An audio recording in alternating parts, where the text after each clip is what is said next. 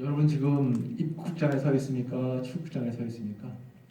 떠나야 할 때와 또 남아야 할 때를 분별할 수 있는 것 굉장히 중요하다 이렇게 말씀하고 있죠.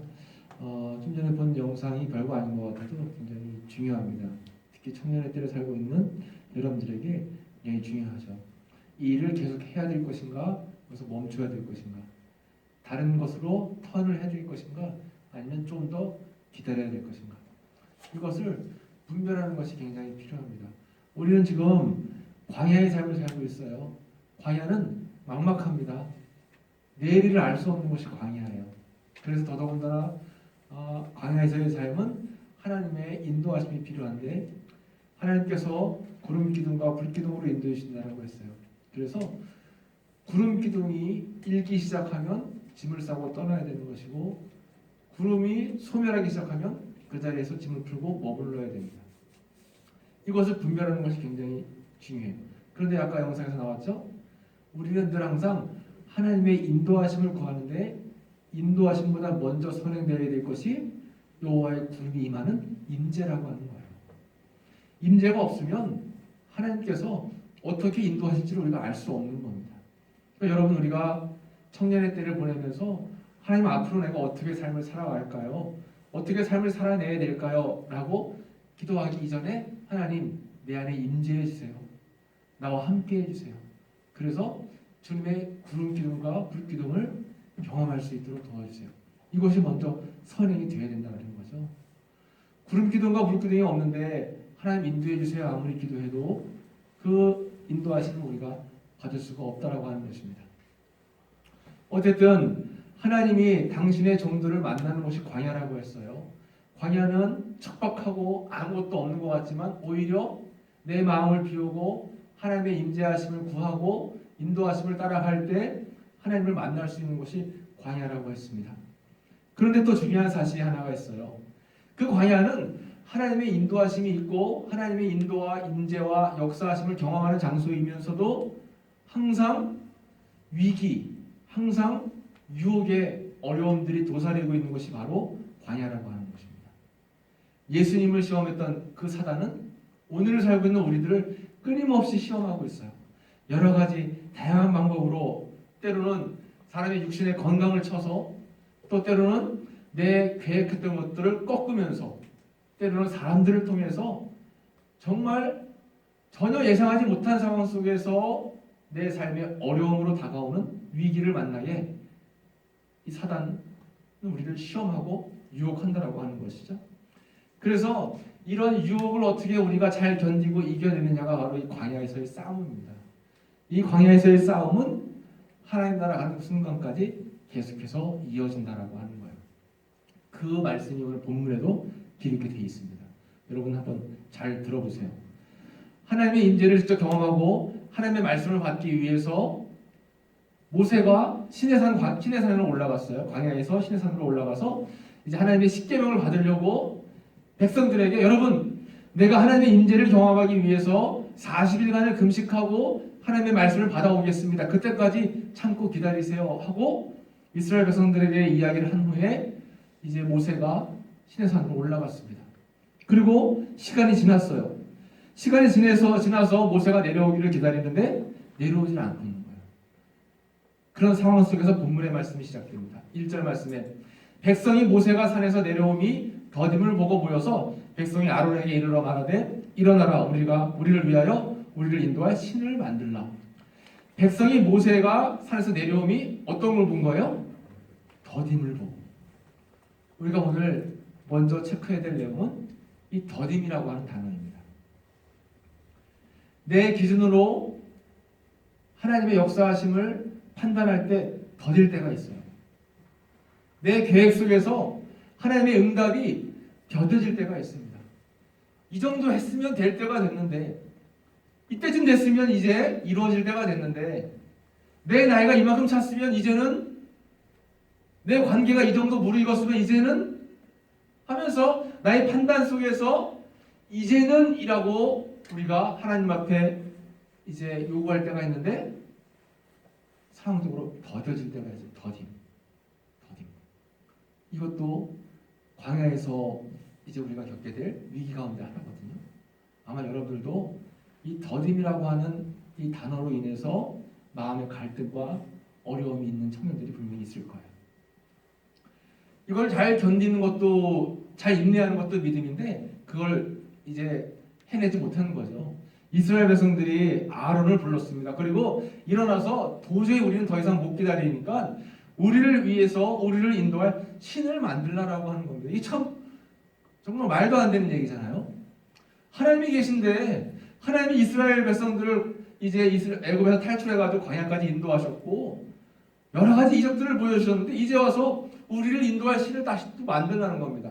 이게 뭐냐면 인간의 죄성 가운데 하나가 눈에 보이는 무언가를 요구할 때가 있어요. 우리는 눈에 보이지 않는 세상에 살면서 눈에 보이지 않는 하나님의 역사하심을 바라고 눈에 보이지 않는 하나님의 인도하심 가운데 살고 있는데 이 인간의 속성 가운데 하나는 눈에 보여야지만 믿는 경우가 있어요. 눈에 보이는 응답, 눈에 보이는 역사함, 눈에 보이는 무언가가 있을 때만 그때서야 은혜 받고 그때서야 확신을 갖고 그때서야 믿음의 무언가 하나님 앞에 감사를 올려드리는 경우가 있다라고 하는 거죠. 눈에 보이는 하나님을 요구하는 거예요. 그런데 그런 상황 속에서 아론이 그 이스라엘 백성들의 요구에 응답을 하고 가지고 있는 금고리를 다 모으라고 합니다. 그리고는 금신상을 만든 거예요.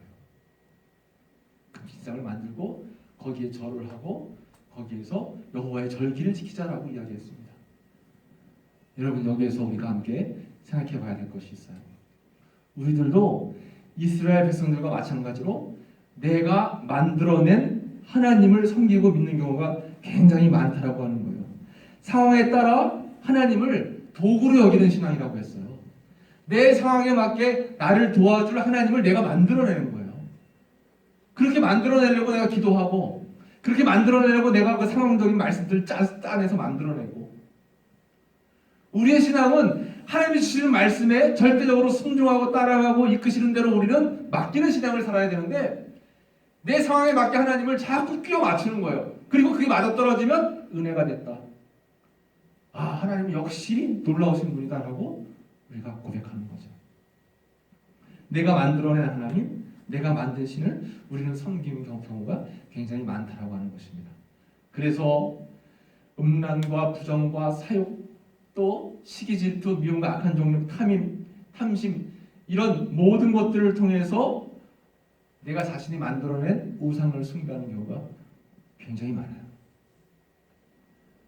우리가 지난주 예배 드리면서 오징어 게임에 대한 그런 이야기를 하면서 사회적으로 기독교를 바라보는 시선이 굉장히 좀 차갑다라는 그런 이야기들을 나눴는데 어떻게 보면 오늘 많은 기독교인들이 많은 성도들이 자기가 만들어낸 하나님을 섬기는 우상 숭배에 빠졌기 때문에 사회적으로 믿는 자 가운데 삶을 살아내지 못하고 인정받지 못하는 그런 세상이 되지 않았나 이렇게 생각을 해봅니다. 오늘 말씀 여러분 굉장히 중요한 거예요. 우리가 그냥 그저 그렇게 내가 잘 먹고 잘 사는데 내가 뭔가 나의 욕심을 채우는데 필요한 하나님만을 믿으려고 하는 그러한 악의적인 신앙에서 벗어나야 돼요. 그래서 내가 만든 하나님이 제대로 잘 만들어지지 않으면 막 짜증나고 믿음이 떨어지고 막 시험에 들고 절대 그러면 안 된다라고 하는 것입니다. 이 말씀을 통해서 우리 알 수 있는 것은 뭐냐면 우리의 욕심이 투사된 유사 하나님을 섬기고 있지 않는지를 우리가 점검해야 돼요. 내 욕심이 투사된 내가 원하는 하나님을 내가 만들어내서 그것을 우상으로 섬기는 겁니다. 그럼 우상이라고 하는 것은 단순히 그냥 하나님 외에 또 다른 형상의 우상이 아니라 하나님이 원하지 않는 삶을 살아가고 내가 내 욕심대로 내 하나님을 만들어내면 그것도 바로 우상 숭배가 될 수 있다라고 하는 거죠. 모세가 십계명을 받고 이제 이스라엘 사람들에게 내려왔어요. 그런데 모세는 너무나 흥분된 마음을 가지고 하나님의 놀라운 역사하심 속에서 십계명 두 돌판을 가지고 나왔는데 세상에 이스라엘 백성들은 하나님의 말씀을 받을 준비가 하나도 안 돼 있는 거예요. 오히려 금송아지를 만들어 놓고 거기서 춤추고 노래하고 하나님 앞에 제사를 지내고 있었어요. 너무 화가 나서 모세가 두 돌판을 깨버렸습니다. 그리고 사람들에게 막 책망을 하는 거예요. 그리고 하나님도 모세에게 이야기했습니다. 내가 이 백성을 도저히 더 이상 이끌어갈 수가 없다. 이 사람들을, 이 이스라엘 백성들을 향한 진노를 내리시겠다고 그렇게 말씀하셨어요. 그때 이제 10절 말씀에서 그런즉 내가 하는 대로 두라. 내가 그들에게 진노하여 그들을 진멸하고 너를 큰 나라가 되게 하리라.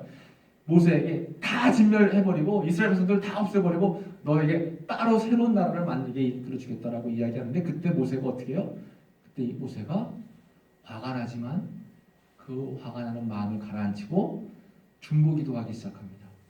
어찌하여 애굽 사람들이 이기를 여호와가 자기의 백성을 산에서 죽이고 지면에서 진멸하려는 악한 의도로 인도해 내었다라고 말하게 하시려 하나이까 하면서 모세가 간절한 마음으로 중보기도합니다. 여러분, 살면서 자신의 마음을 아프게 하고 자신의 마음을 아프게 하고 나를 힘들게 하고 내 기대에 어긋나게 하는 그러한 주변 이웃들이 있어요. 이웃들도 있고 동료들도 있고 더 나아가 우리 가족들이 있어요. 내가 기도한 대로 안 되고 내가 바라는 대로 안 되고 내가 원하는 대로 안 되고 내 계획대로 안 되는 가족들이 있어요. 속상하고 화가 나지만 그래도 모세와 같이 중보기도자가 축복의 통로로서의 역할을, 사명을 절대 잃어버리면 안 된다라고 하는 것입니다.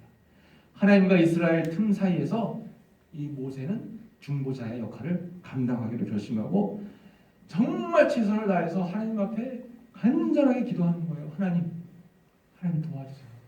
이 백성들을 구원하게 해주세요. 그리고 이 기도를 들으시고 하나님께서는 이 백성들을 징계하시겠다고 하는 마음을 접으셨다 말씀하고 있죠. 자, 이제 오늘 말씀을 정리하면서 두 가지를 우리가 함께 기억하고 기도해야 되겠습니다. 먼저는 내 욕심을 채워주는 존재로 하나님을 여기지 않는 그런 믿음을 우리가 가져야 돼요. 이스라엘 백성들이 자신이 가지고 있던 금고리를 빼내서 금송아지를 만든 것은 자기 욕심을 채우기 위한 자기의 하나님을 만든 거예요.